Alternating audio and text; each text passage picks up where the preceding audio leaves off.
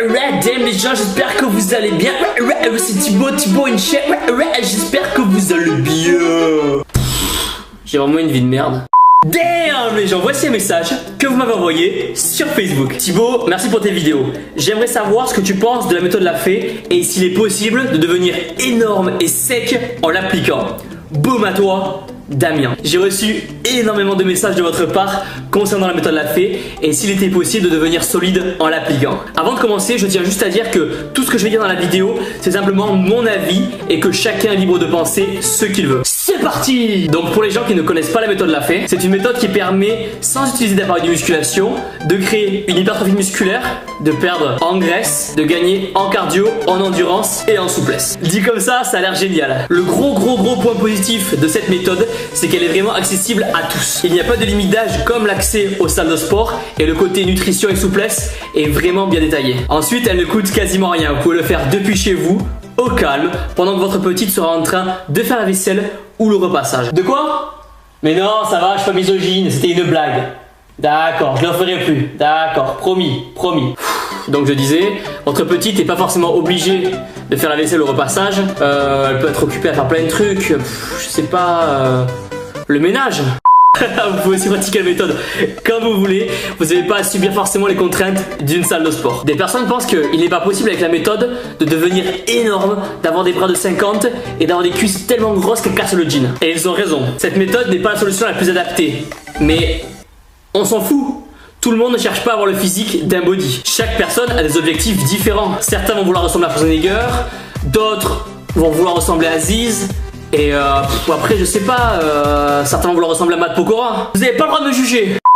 Cette méthode en l'occurrence peut offrir un chemin direct aux personnes qui souhaitent vraiment un physique athlétique et bien proportionné. Après c'est à condition bien sûr que vous fassiez correctement vos exercices. Après au final c'est comme les personnes qui vont en salle de muscu et qui font des mouvements dégueulasses.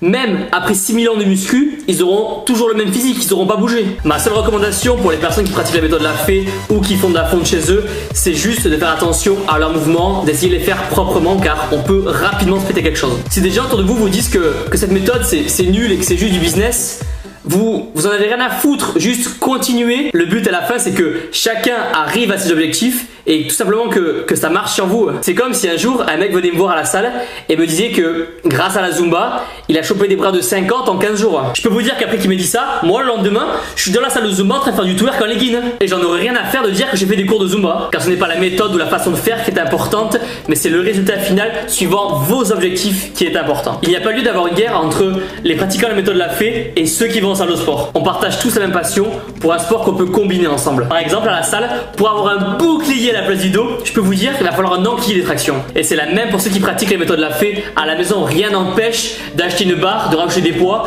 pour justement compléter l'entraînement. Il n'y a pas deux écoles, la méthode Lafay ou la fonte. C'est pas comme si vous aviez un choix important à faire comme je sais pas moi, choisir entre Salamèche et Carapuce par exemple.